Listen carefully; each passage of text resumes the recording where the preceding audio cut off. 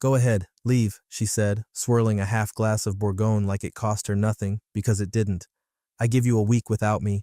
She was barefoot on cold marble, hair up, dressed down to her thigh bone, like a fashion ad for a life I built but apparently didn't belong in. I watched the wine glass, not her eyes. She had that look again, the one she'd been perfecting over the years, mockery with a mist of boredom. I didn't say a word, just reached into my coat pocket, pulled out the house keys, the car fob, even the elevator chip, set them gently on the island like I was setting down a used napkin. She blinked, once, then gave a tight little smirk. I'll have Jeff change the codes in the morning, she added, louder this time, as if the echo of it would sting more. I nodded once. That was the whole response, not a word, because I knew words wouldn't land anymore, not with her, not in that house, and certainly not tonight. I walked past the living room, where she used to curl into me during thunder, and out the door without looking back. The soft hush of the biometric lock clicking behind me sounded final, like an obituary being typed. She waited a beat, two, then pulled out her phone, sent a message. He's gone. Took him less than a minute. He'll crawl back, trust me. Men like that always do. That message got seen by 3 people immediately. Her personal trainer, her hairstylist, and her college roommate who married her ex. The usual peanut gallery. What she didn't know was that I wasn't walking away from something. I was walking toward it. Because everything she called hers, the house, the car, the life, even the friends, ran on a skeleton of agreements, guarantees, and signatures. My signatures. On contracts she'd never read, foundations she never asked about, accounts she smiled through while I shielded her from the fine print. She called it comfort. I called it structure. And when you pull structure, comfort collapses. I didn't go to a hotel. I went to the office, my real home.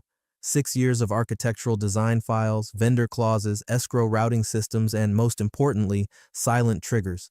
Quiet little clauses tucked into corporate skeletons and blind trusts. I hadn't built an empire. I'd built a fuse box, and she just lit the match. While she slept in that cavern of a house under bed sheets I imported from Milan, 3 systems began rerouting. It didn't make a sound, not even a ping. But her father's backup credit line paused. Her firm's margin account threw a silent exception. And the trust? The trust stopped feeding her auto draws. All legal, all signed by both of us. Years ago, during what she used to call our practical phase.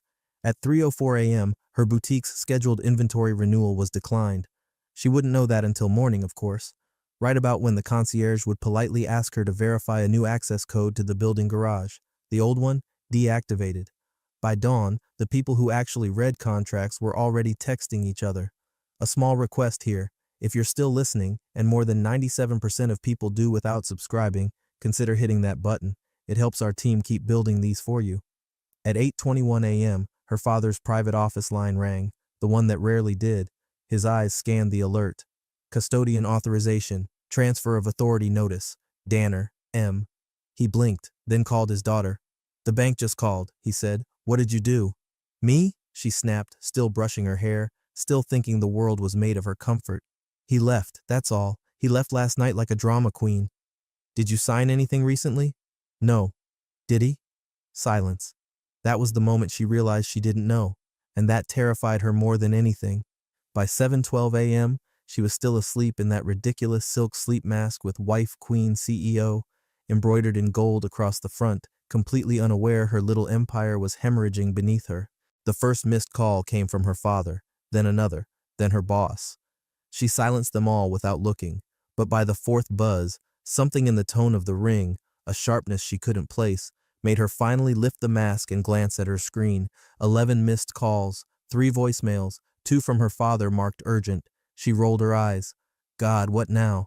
Still in her robe, she walked barefoot across the heated floors and poured herself a glass of pomegranate juice, sipping like it was just another morning. She tapped the voicemail button. First one. Why is the private line frozen? I just spoke with First Havens. The account isn't authorizing internal wires. Second one, her boss. Did your husband touch the fund access? The bank just called me, on a Sunday. Her smirk started to falter. She opened her laptop at the kitchen counter and tried logging into the family trust portal. Invalid credentials. She tried again, this time slower. Session expired. Please contact administrator. Then a red banner appeared. Access revoked. She blinked. The cursor on the screen kept flashing, like it was mocking her. No, no, no, this is ridiculous, she muttered, standing up.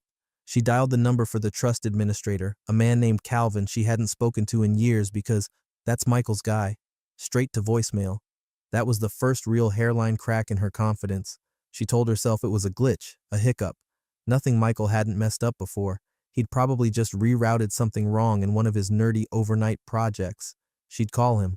No, actually, she wouldn't. He'd come crawling back by dinner. That's how this went. She threw on a white blouse and a blazer, tried to call her driver, but the line didn't connect. Instead, she walked to the garage herself. Her Mercedes blinked at her, but when she tapped the key fob, nothing happened. A beat later, the garage gate wouldn't lift. Then the intercom buzzed. Concierge. Polite. Apologetic. Mrs. Danner, I'm terribly sorry, but your garage access was deactivated this morning. We were told to expect a change in authorization. The file came directly from property management. You've got to be kidding, she snapped. He blinked, nodded once, then disappeared from the screen. She stood there, fuming in heels that hadn't touched pavement in 2 years. She had to call an Uber. At lunch, she walked into her boutique to pick up a pair of pre-ordered Bottega heels. The manager smiled too wide. I'm sorry, ma'am, the card is declining. Run it again. I've tried, 3 times, it's declining everything. She didn't scream, not yet, but her hands clenched around the boutique bag until the paper creased. She opened her banking app on her phone. Loading failed. Please check your credentials. She tried her backup account. Error 101, account on hold. By now, it was clear this wasn't a glitch. This wasn't just one account. This wasn't accidental. She walked outside and called her father. Okay, what the hell is going on? You need to talk to your husband, right now. I can't talk to him. He left, walked out like a damn martyr. Well, you better find him because the board called an emergency session. The fund's liquidity chain flagged a stopgap. Our own compliance team is asking for documentation. You were the secondary signatory, but your husband had managing trustee powers. Did you not read the clause in the updated agreement 2 years ago? What clause? Silence. He didn't answer her, not because he didn't know, but because it was dawning on him that she didn't. She stood frozen on the sidewalk, cars whooshing past her, the sunlight somehow too bright for how cold it felt. The man she dismissed 24 hours ago hadn't left. He'd extracted himself, surgically, and the bleeding had just begun. She didn't knock. She stormed into her father's office tower like a woman who still believed her last name had weight. Past security, up the elevator, through the glass doors like she owned the floor. She didn't notice the looks, the slight pause in greetings, the too careful smiles, but they noticed her. Not the woman who once arrived in a white Porsche to deliver overpriced champagne for the holidays, but the woman now standing in front of them, sweaty, overdressed, and unraveling. Her father's assistant stood as she approached. He's on a call. I don't care. Wait, Mrs. Danner. The assistant caught her elbow with unexpected firmness. Before you go in, I need to show you something. The girl, barely 30, always invisible until now, turned her monitor toward her. One screen, one spreadsheet, one cell highlighted in pale yellow. Asset log, holding company 04F, current owner M. Danner. Below it, every line, the house, the condo in Barcelona, the vineyard gifted to her father on his 60th, 3 equities in a green energy fund, all tagged with one name. Just his, not hers, not even shared. Soul. She stared at it. You're wrong, she muttered. The assistant said nothing, just minimized the screen and stepped back. Now when she opened the door to her father's office, she didn't charge in. She walked in like a woman stepping onto thin ice. He was behind his desk, jacket off, shirt rolled at the sleeves, head in one hand, phone on speaker with a compliance officer rattling off terms she didn't understand. Not then. Dad. He looked up slowly. His eyes were already hollow. He gestured, muting the call. Why the hell is my name off the asset log? He didn't answer right away, just turned in his chair, opened a drawer, and took out a manila folder, thick, labeled in Michael's handwriting. Her chest tightened. Your husband, he began, was managing the instruments. What does that even mean? The tax shields, the guarantees, the layered LLCs, the succession triggers, the protection ladders. He filed the structural change 2 years ago when we shifted to the new holding model. You signed it. No, I didn't. He opened the folder, pulled out a familiar black and white photocopy of her initials, the date, the clause. Clause 18B, stewardship management. I thought that was about liability. He looked at her, eyes glassy. It was. That's why we gave it to him, because he didn't need the attention, because he understood the risk profiles. You said he was good with numbers. She remembered that, called him my boring calculator at dinner once in front of his parents. You said spreadsheets made your brain itch, her father continued, voice tightening. So he built the structure and kept it humming. I thought it was a marriage. I didn't think you'd treat him like a doormat. She stepped back like he'd slapped her. I thought it was just paper, she said. Just legal fluff. Well, that fluff now owns everything you thought was safe, everything I thought we protected. She opened the folder again, rifled through until she found a diagram, one she remembered Michael sketching years ago, back when he still asked her opinion about things, but the names were different now, the ownership boxes, the routing arrows, and right in the middle of the structure, Danner, M., primary custodian. She collapsed into the leather guest chair, the spreadsheet jokes, the nights he stayed up until 3 a.m. at the kitchen table, the vendor calls she mocked. They weren't obsessions, they were architecture. And she was never curious enough to ask what the blueprints were for. Her father's voice, now lower. He's not withdrawing, sweetheart. This isn't revenge. She looked up. This is extraction. Quiet, clean, and airtight. He left no fingerprints because he was the structure. For the first time, she had no retort, no smug line, just a slow dawning understanding that she hadn't married an accessory. She married the architect of her reality. And now, he was pulling it apart like scaffolding. It was the second legal call of the day, and by now her father's forehead looked like it had aged a decade. He put it on speaker the moment he saw her pace back into the room, heels clicking too fast, voice clipped with rage, mascara slightly smeared from the rush of everything falling apart. She hadn't eaten, couldn't. She was trying to outrun a problem that had been quietly built under her for years. "This is Martin from Langford and Gold," came the voice through the speaker. "We've completed the audit of the marital contracts. Your daughter's prenup, specifically, contains language that transfers financial stewardship." "That's not possible," she barked, eyes flashing. "I've seen that prenup. It was standard. I pushed for it. There's no way I gave him that kind of control." Clause 14B, signed jointly, states that in the event of a liquidity emergency or an agreed-upon separation, there wasn't a separation. The role of financial steward reverts fully to the party listed under Appendix C. Her father, jaw clenched, interrupted.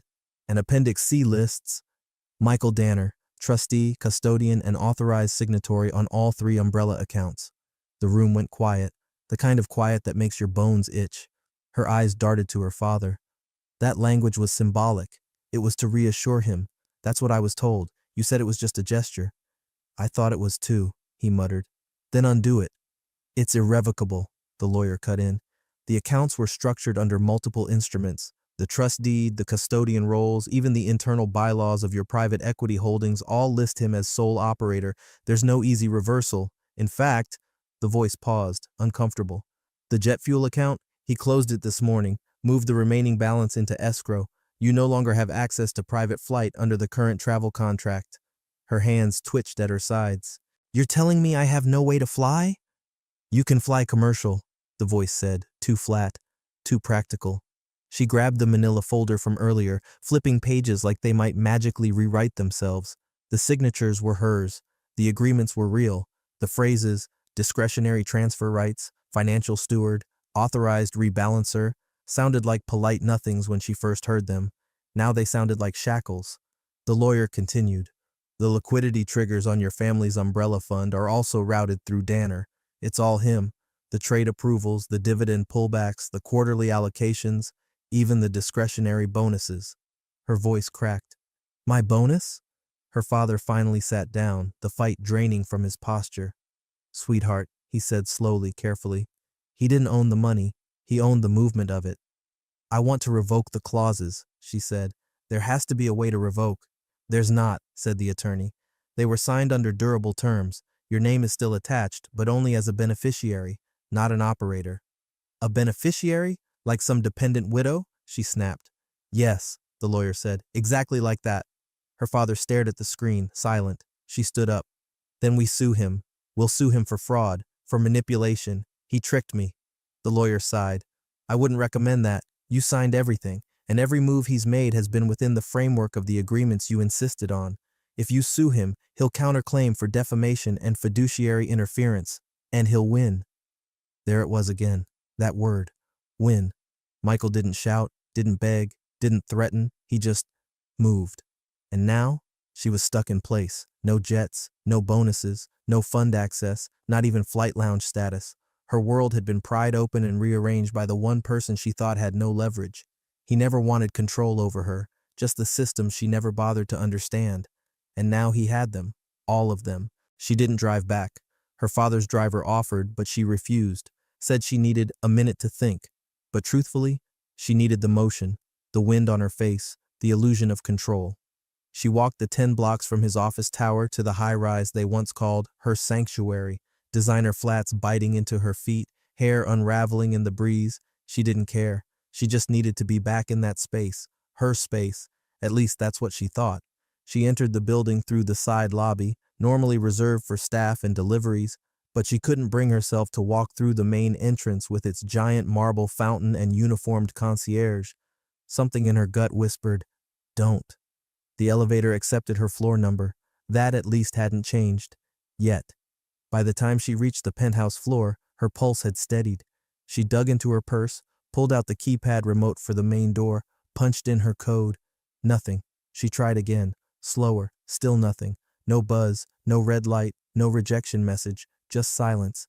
She cursed under her breath and pressed the intercom. The doorman picked up. "Mrs. Danner?" "Yeah, the keypad isn't working." A pause. "Right.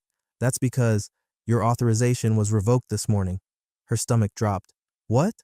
"Your access code was deactivated at 9:03 a.m. per formal instruction from property management. I'm very sorry." "Open the damn door." "I can't. Only the listed account manager can approve access now." "I am the listed." "I'm afraid the system shows a change of ownership. It's now listed under Michael Danner," she finished for him. Silence. She hung up. Stormed downstairs, this time through the main entrance, pushing through the concierge desk. "I need to speak to management. Now." The concierge, a man who had once offered her Perrier with lime on rainy days, nodded with a tight, pained smile and made the call. She waited, pacing, arms folded. When the phone was handed to her, the voice on the other end was cold, robotic. "Miss Danner?" "Yes, I'm trying to understand what the hell is going on. I live in Penthouse B." "You lived in Penthouse B. Ownership of the unit transferred this morning to Consolidated Interest Holdings." "That's our holding company." "Not anymore. As of this morning, Mr. Danner executed full transfer of title via the custodial authority granted by the Umbrella Trust. The holding company is no longer jointly governed. Your name was removed from the board last quarter. The documentation is public if you'd like to verify." She almost dropped the phone. "So what? You're telling me I can't go into my own home?" "We're telling you it's no longer your home. Mr. Danner's firm sent over instructions. Access is to be granted only with written permission." "I don't need permission. I'm his wife." A pause. "Not legally separated, not yet. But structurally, yes, per the trust's interpretation of independent living status and executor designation." She slammed the phone down so hard the concierge flinched. Her phone buzzed. It was her father. She answered before the first ring finished. "Tell them I'm coming," he said. "I'll straighten this out myself." 10 minutes later, he walked in, red-faced and panting from indignation, still in his office blazer. He marched straight to the property office down the hallway with the kind of presence that usually got results, but 10 minutes after that, he walked back out, slower. "They said the same thing," he muttered. "You didn't press hard enough." "No, I did. They have the paperwork. You're not even listed as a tenant anymore. Hell, I'm not listed anywhere either. It's all tied up through the trust's operating arm, and guess who controls that?" She didn't answer. "You thought the house was yours?" he said quietly. "Sweetheart, the whole block is under his umbrella fund. You're just a name on an outdated lease file." She looked at the building again, at the glossy tower that used to feel like a prize, a symbol of her curated life. Now it looked like what it really was, a monument to her ignorance. The marble, the steel, the concierge greetings, it had always bent toward Michael, because he built it, protected it, structured it. And now that he was gone, the building didn't even recognize her. She spent 2 hours getting ready that evening, not because she wanted to, but because she had to. The gala had been on her calendar for 6 months, a black tie event for a children's health initiative she once co-chaired and still claimed to advise, though no one could recall the last time she'd attended a planning meeting. But tonight, showing up was no longer optional. Rumors were swirling, whispers forming like mold in the corners of high society, and she could feel them creeping. Her stylist arrived with 3 gowns. She picked the most expensive-looking one, not the one that fit best, not the one she liked most, the one that screamed unbothered. "Keep the neckline low," she instructed. "I want the diamonds to breathe." When the car dropped her at the Hilton Grand Ballroom, the press flashes were weaker than usual. She smiled anyway, lifted her chin higher than necessary, and walked in like her life wasn't bleeding out behind her. The first 2 hours were uneventful, on the surface. Polite hellos, air kisses, distant compliments. But there was a gap, a subtle hollowness in how people addressed her now. They didn't ask about Michael. They paused, waiting for her to mention him, and when she didn't, they let the topic float between them like a bloated balloon no one wanted to pop. She laughed too loud, complimented the wrong person's shoes, misread someone's husband for a donor she once dated. Everything felt slightly off. Then, over champagne near the balcony, someone leaned in close, a man whose name she couldn't remember but who clearly remembered hers. "You should probably speak with your husband's attorney," he whispered, just above the music. She blinked. "Excuse me?" "Your husband, his attorney. You may want to, well, get ahead of what's coming." She laughed. Not a real one. A barked scoff. "There's nothing to get ahead of." He gave a tight-lipped smile. "If you say so," and drifted away. The room felt warmer suddenly. Too many sequins, too little oxygen. Her champagne glass shook slightly in her hand, the reflection of the chandelier above rippling inside it like a warning. That's when her father found her. He wasn't supposed to be at the gala. He hated these things, hated the donors, hated the wine, hated the performative empathy. But here he was, tie slightly loosened, eyes too focused. He didn't say hello. He pulled her aside near the powder room, waited until no one else was close enough to hear, and said in a voice that sounded like it came from a man who'd just been slapped by a ghost. He submitted the notices. "What notices?" she asked, her throat dry. "To the board, transfer documentation, contingency clauses, things we signed in 2020 during the reallocation. I forgot we even had them." "I didn't authorize anything," she said, defensive. "No, we did. All of us. Back then. He's invoking them, methodically, legally." She stared at him. "We wrote them in for a crisis," he went on, "as insurance. He was the failsafe, the stabilizer, the one person the board trusted to keep everything from collapsing if things went sideways. Guess what? He's pulling the pin." No, that can't be right." He leaned in closer. "He's not talking to the board. He's not leaking. He's not threatening. He's just executing. You don't even understand how dangerous that is. Every move he makes, silent, unprovoked, it makes us look guilty." She shook her head. "He wouldn't do that." "Sweetheart, you mocked the one man who held the pin to the whole system, and now?" He didn't finish the sentence. He didn't need to, because in that moment, her mind didn't flash back to the bank accounts, or the revoked access, or even the house. It flashed to a dinner from a year ago. Michael had made roast duck, poured a full-bodied red. She was barely paying attention, on her phone, scrolling through influencers she couldn't stand. He'd tried to tell her about a clause he'd written into the family fund, something she waved off as nerdy panic planning. He had looked at her then, across the candlelight, and said, "Sometimes love means building the ark even when the sun is still shining." She told him to stop quoting Pinterest. He never brought it up again, and now she was floating in floodwaters. At the gala, the lights glimmered, music played, glasses clinked, but to her, everything felt off, like dust in her throat, like the taste of dinner turned to ash. She didn't sleep that night, not even the medicated kind of sleep she used to summon with half a Xanax and a lavender diffuser. Her phone sat on the silk pillow next to her like a coiled threat, screen lighting up with meaningless notifications, flash sale, new collection drop, update your account settings, but nothing from him. And that, more than anything, drove her insane, because Michael always answered, always, even when she didn't deserve it, even when she snapped at him in public, rolled her eyes in front of his friends, talked over him at dinners, he always picked up. Even at 2 a.m. after some gala she dragged him to where she drank too much and cried in the coat room, he answered, always with that same voice, calm, measured, solid. So when she finally cracked and called him at 3:04 a.m., she fully expected the click of the line. Maybe silence, but definitely presence. Instead, it rang. Once, twice, then picked up. No greeting, just silence. She exhaled shakily, like that silence meant something merciful. This is absurd, she started. Okay, you've made your point. Congratulations. You scared the board. You locked some things. It's enough now, just come home, undo it. More silence. She started pacing, barefoot across the cold marble that still echoed her own words back at her. Look, we don't have to go backwards, I need you to fix this. You're the only one who can. That's why we built this the way we did. I trusted you. Maybe too much. But that's what you wanted, right? Trust? Okay, I'm trusting you now. Fix it. The silence shifted. Not crackling, not breathing, but waiting.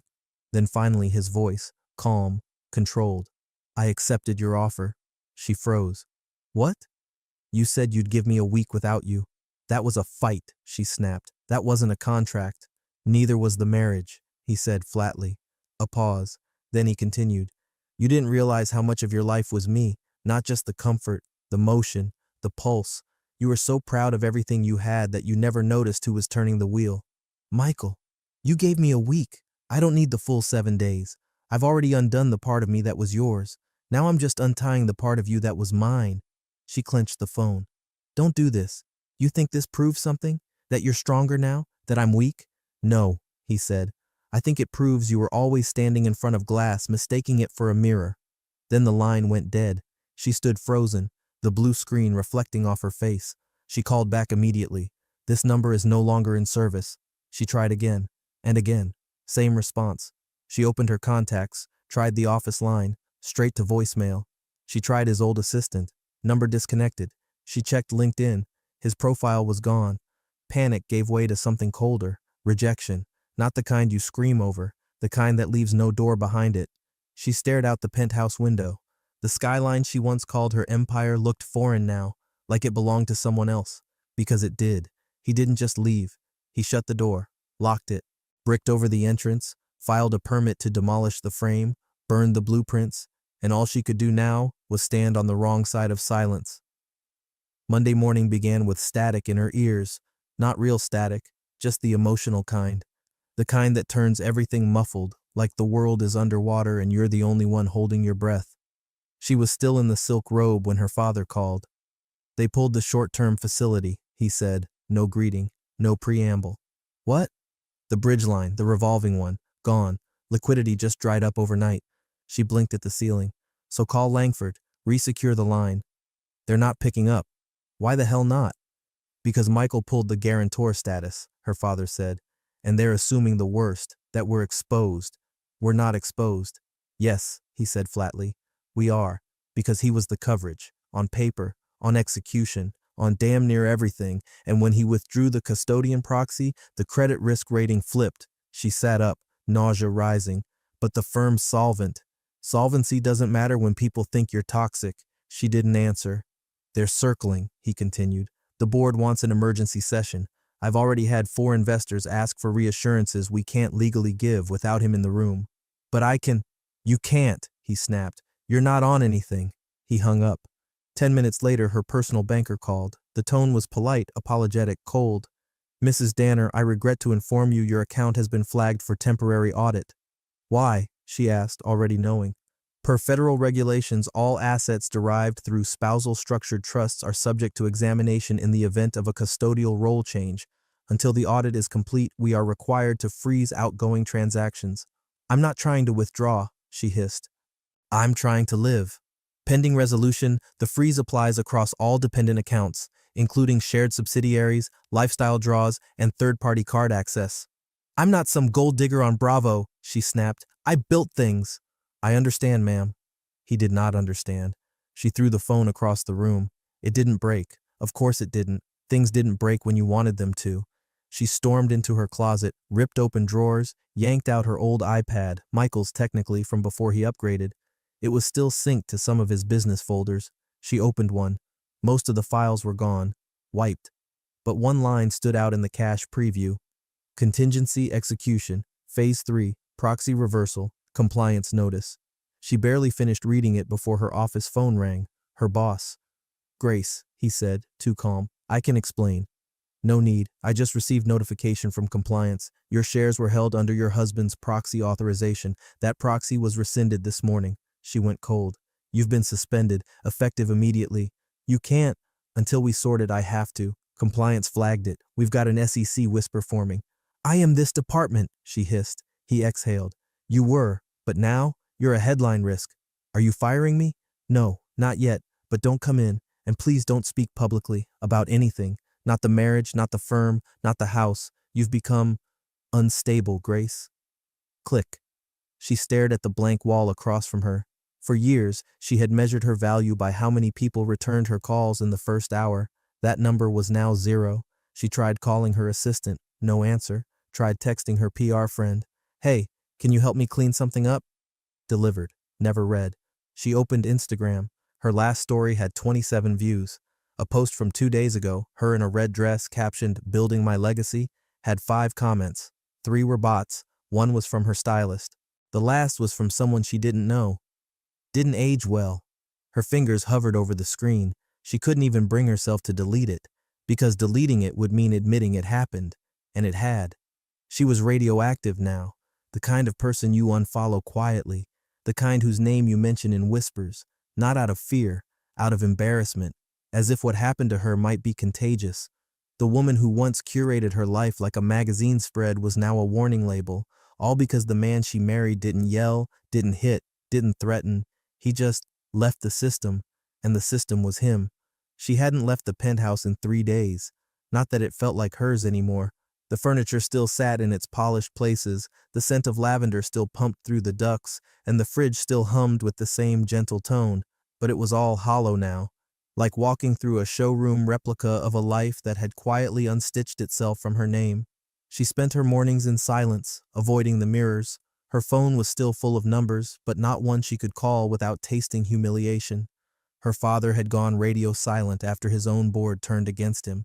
Her assistant ghosted. Her lawyer called once, then followed up with, "Per your request, I'll defer further correspondence." She hadn't requested that, but the universe had. Then came the knock. Not to her unit. She didn't have control of that anymore. It came via intercom from the front desk. "Miss Danner?" the concierge said softly. She hated the way his voice had changed. 2 weeks ago, he would have greeted her like she owned the marble beneath his feet. Now he sounded like someone speaking to a patient post-surgery. "There's something here for you. A small box, no return address." "Bring it up," she muttered. Pause. "I was instructed not to send it upstairs, in person only." She considered arguing, but what was the point? She slipped on a coat over her robe, didn't bother with makeup, and rode the elevator down like a woman going to her own sentencing. At the desk sat a nondescript brown parcel, about the size of a shoebox. Matte black ribbon, no label, no handwriting. She signed without speaking, took it upstairs, set it on the table, stared at it, then opened it. Inside, a single photograph, glossy, professionally printed. The image was haunting in its banality. Her kitchen, more specifically, the marble island, and on it, the keys, his keys, laid out with precise spacing, house, car, elevator, fob, just as he'd left them that night. Tucked behind the photo was a single sheet of paper, not typed, just 2 sentences, handwritten in the neat, precise print she once teased him for. "You gave me a week. I only needed a day." No signature, no name, just that. At the bottom of the box was one final object, his old security badge, the one he used to clip to his belt when he left for work. ID number, photo, barcode, snapped in half. Clean, sharp break right through his face. Her fingers trembled as she lifted it out, running a thumb along the severed edge. She didn't cry. There were no tears left. What settled over her instead wasn't sadness. It was something colder, sharper, clarity. He hadn't yelled, hadn't retaliated, hadn't posted or ranted or fought. He'd simply delivered his absence like a scalpel, and now the cut was clean, surgical, no bleeding left to do. She looked again at the photograph, the stillness of it, the cold precision. It wasn't a farewell. It was a declaration, not of war, of completion. 1 year later, nearly to the day, she stood across the street from the building that used to carry her name on the donor plaque. And now, it wasn't even letting her pass the sidewalk. It had been in the papers for weeks, this massive new investment hub launching in the financial district, a landmark collaboration between legacy capital and emerging tech. Headlines buzzed with vague references to founders with deep restructuring experience and stealth operators turned giants. But she knew who it was. Of course she knew. Michael Danner. His name wasn't whispered anymore. It was on panels, on conference brochures, on television crawl lines beneath CNBC anchors who used to ignore his existence entirely. The man who once stood beside her at dinners like an afterthought now had a firm with an 8-figure entry floor and a 12-figure valuation rumored before launch. She hadn't spoken his name in months, but she said it under her breath that morning, quiet, like prayer or poison. She didn't receive an invitation to the opening, obviously, but she dressed like she did. Matte black suit, sleek heels, hair tied back in a clean high bun, pearl studs that whispered old money, even if her bank statements hadn't made a sound in months. She didn't try to enter through the main doors. She wasn't stupid, but she figured the sidewalk would at least tolerate her. It didn't. The moment she got within 10 feet of the velvet ropes outside, a security guard stepped forward, not aggressive, not hostile, just surgical. "Sorry, ma'am, can't let you through." "I'm not going in," she replied calmly. "Just standing here." He tapped his earpiece, then added, "Not even on the curb. I was given a specific perimeter." "By who?" He just raised an eyebrow. She took a step back, across the street, out of the frame, but not out of sight. The black SUVs pulled up first, then came the press vans, then the suited attendees with small lapel pins, board members maybe, executives, people she used to know by first name, now suddenly looking like strangers she couldn't afford to acknowledge. And then, like choreography, he arrived. Michael stepped out of a Navy town car, flanked by 2 aides.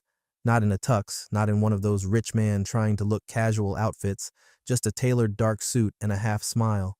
The smile he used to give when he was thinking 5 moves ahead. He looked taller, not physically, just taller.